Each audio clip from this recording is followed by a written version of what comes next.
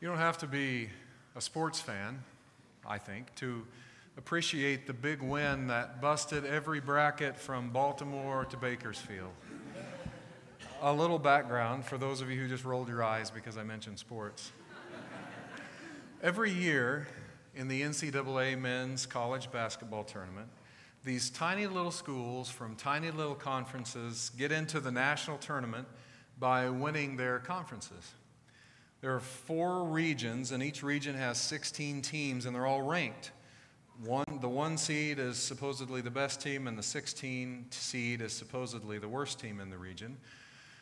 Every year, at the beginning of the tournament, the 1 seeds play the 16 seeds. I've always thought that's kind of unfair, but supposedly the worst team and the best team play. It's supposed to be a tune-up game for the number 1 seed, really. Never in history has a 16 seed beaten a 1 seed. Until this year. Yeah. Oh. You are not University of Maryland, Baltimore County fans. I know you're not. We're just upset fans. That's all right.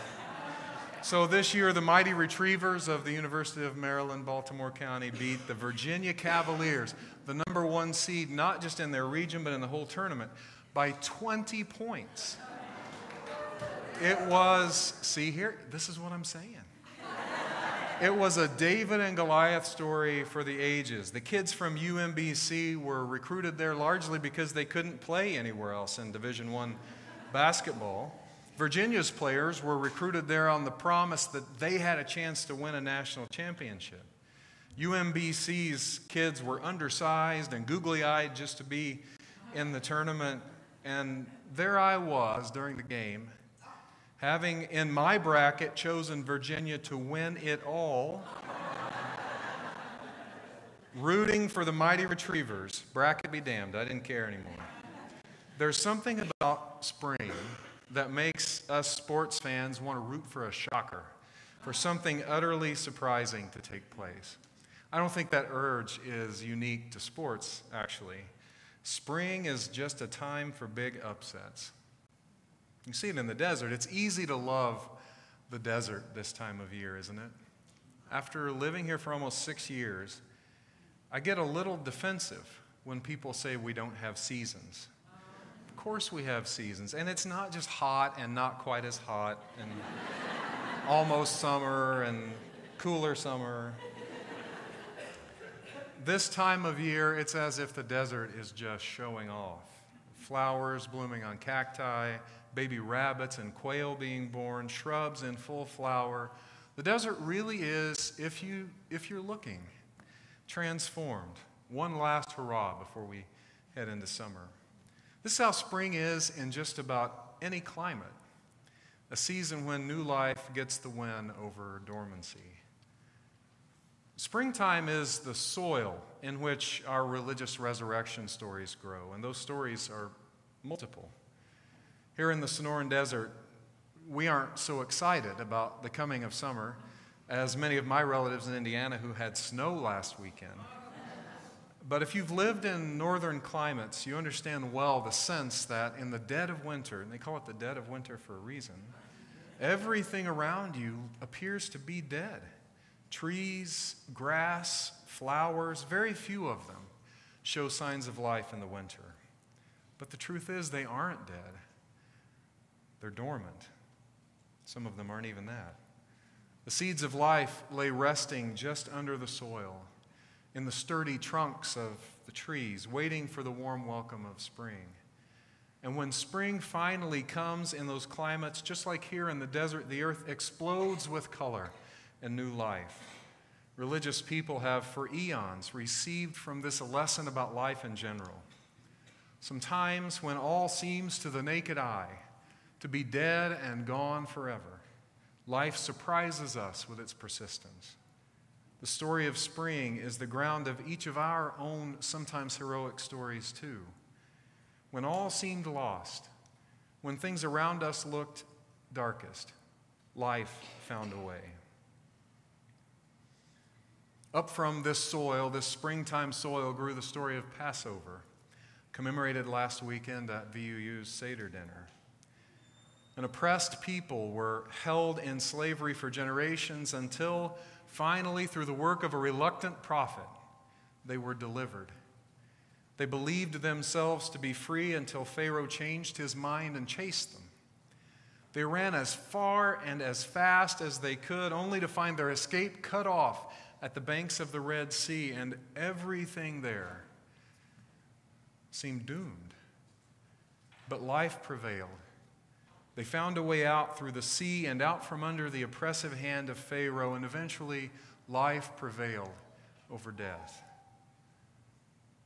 This springtime message, too, is the message of the life story of Jesus, the revolutionary of love who challenged a culture of bigotry and misogyny only to be killed by the empire he was critiquing. And to his closest followers, all surely seemed lost. After Jesus was apprehended and killed, they scattered to the four winds and hid for fear that they too would be murdered by the empire. But in the decades that followed Jesus' death, his message persisted and his followers reinterpreted his death.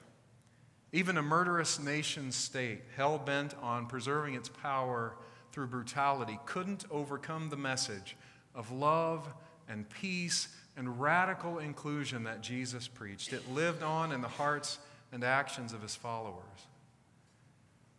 The gospel writers told that story in a particular way, using the vehicle of fable, a story with a meaning that goes beyond the particulars of the narrative itself.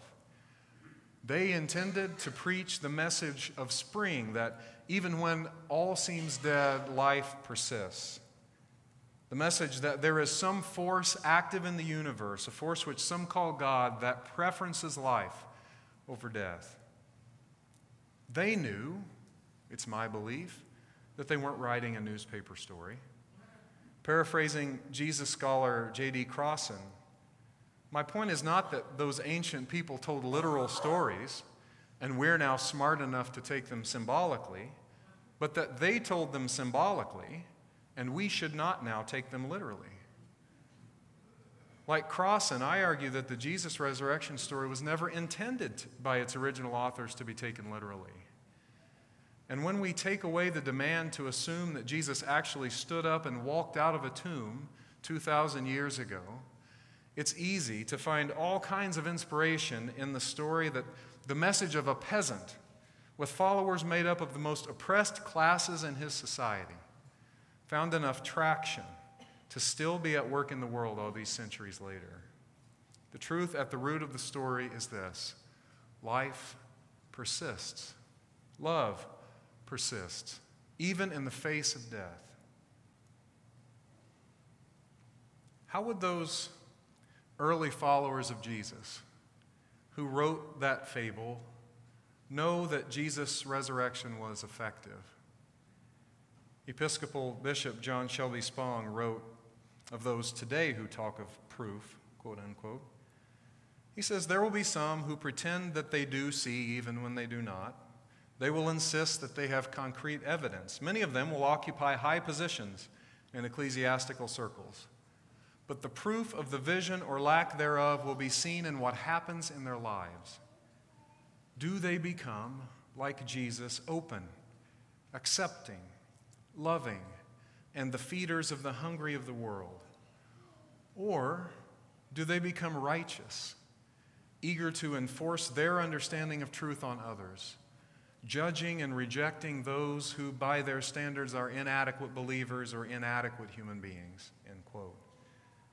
We know that resurrection is real, that transformation is possible, not because a dead person stood and walked out of a tomb 2,000 years ago, and now we can too in some never-seen sweet by and by.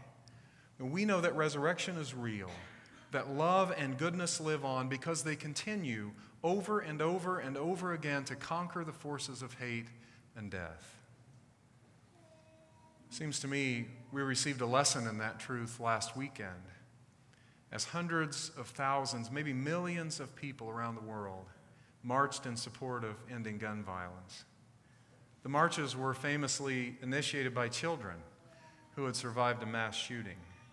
Their friends had been killed. The world would have forgiven them, surely we would have, if they had done nothing but seek the healing that they so need. But they called the world to join them in the streets as they pressure lawmakers to do something to repair the epidemic of gun violence in the United States. They chose the promise of life in the shadow of death, and they challenged us to do the same. But you have your own example of the persistence of life in difficult times. These resurrection stories aren't just once upon a time stories. They happen in us again and again and again. When all seems lost, life is persistent. Transformation happens thousands of times in our lives if we're fortunate. We don't have to wait on a deity to grant it to us. Resurrection happens when a dream that seemed gone resurfaces, and you finally begin moving toward it.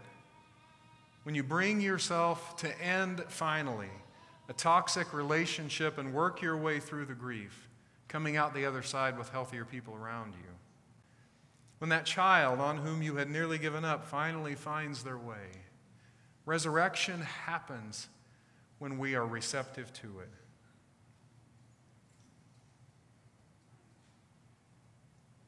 I want to close with the words of my late colleague, Reverend Ed Harris. Ed was a staunch humanist who believed in resurrection. Here is a reading from Ed entitled, "Some Things Will Never Die." The story of Easter and a resurrection, while not literally true, does point to a profound truth about life. That truth is that the darkest of times in the human spirit are succeeded by the renewal of life. Spring returning brings us that message. Just as there is loneliness, abandonment, brutality, cruelty, hate, selfishness, fear, trembling, insecurity, suffering, and awareness of our mortality, so are there values and principles that cannot be killed. They may appear to be dead, but they rise again. We see it in individual lives and in the lives of nations. Countries crushed under the oppressor's heel rise up to claim freedom and self-government. Justice may be denied, delayed, twisted, and corrupted, but it will rise to be born anew in the hearts of people. Truth may be crushed by tanks, armadas, official silences, but it will live again as it is kindled in the hearts of people who will live by no other standard. Beauty is fragile. It may be surfaced over by highways or massive developments, but beauty rises to shine through and drive out the tawdry and ugly. Beauty cannot be killed. Love may be buried beneath selfishness, cruelty, arrogance, or hatred, but the stone will be rolled away and love will rise again to talk with us, to inspire us. Courage may be imprisoned in the dank cells or the darkest of tombs, but courage springs up anew in the hearts of all the oppressed. The power of human love to redeem suffering and misery, to overcome fear and selfishness, to reach into the grave and beyond does not die.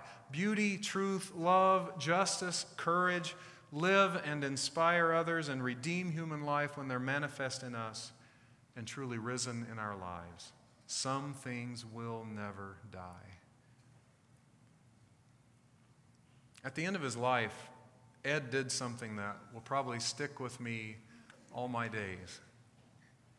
All the sermons Ed ever preached were written on paper. He served in that era, typed or handwritten. When Ed knew that his days were short and that he would die soon, he gathered up all of his sermons and had a bonfire. And in an instant, 40 years of work was ashes. That may seem sad to you, but I don't think it was for him. I think he did that for two reasons. First was that he saw sermons as I do, not intended to stick around forever, written to do a job and then they're finished. But second, Ed had faith that he wasn't the last preacher of truth, that other prophets of love and justice and peace were coming after him and would continue his work. He believed in the abundance of the universe. He believed, in short, in resurrection. Friend, if you are here today celebrating personal resurrections, we offer up with you our shared hallelujah. But if for you hope is hard to find these days, don't give up. Though times be difficult, though all may sometimes seem lost, hang on. Transformation is possible. Life persists. Resurrection can be ours. May it be so. Amen.